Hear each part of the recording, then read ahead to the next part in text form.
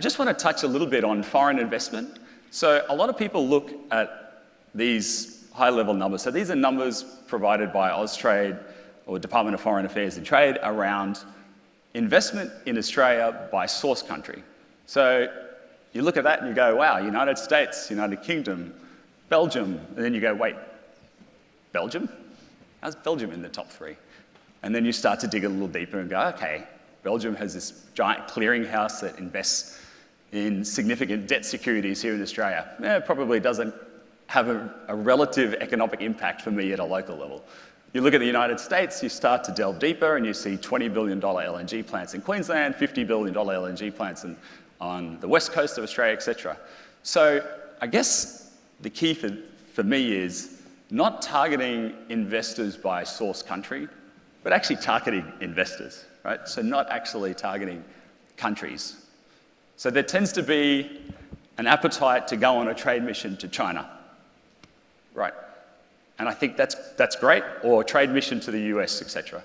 And that's great if you've done your homework and you understand the specific type of investment that you're trying to attract, and that those specific investors are actually there in that market, and you can have more intimate conversations. So my advice is actually start at a local level, understand locally the type of investment. I've had some great conversations over the last few days with many of the mayors and councillors around their vision for their region, and I think a lot of you really do have a very clear vision and a clear understanding of what type of investment you seek to help you achieve that vision. Then identify potential investors. So we talked a little bit about bilateral chambers. They're a great resource. The other resources that exist through Trade Investment Queensland or Austrade. Start to then engage with those investors before even thinking of hopping on a plane. Engage with some of them locally. And then understanding the drivers behind those investors, I think, is also key. So I've got a couple of examples here of types of investment drivers. So are they coming into a market simply to access the market, like a corporate perhaps expanding into a new market, or an SME?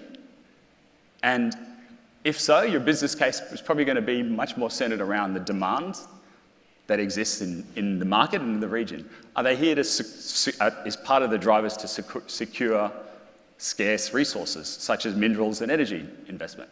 Are they looking to access R&D and talent, of which your business case might talk about the pathway for talent, the education systems that you have nearby, the pipeline of talent coming through those systems, things like the R&D tax credit, types of incentives that provide them.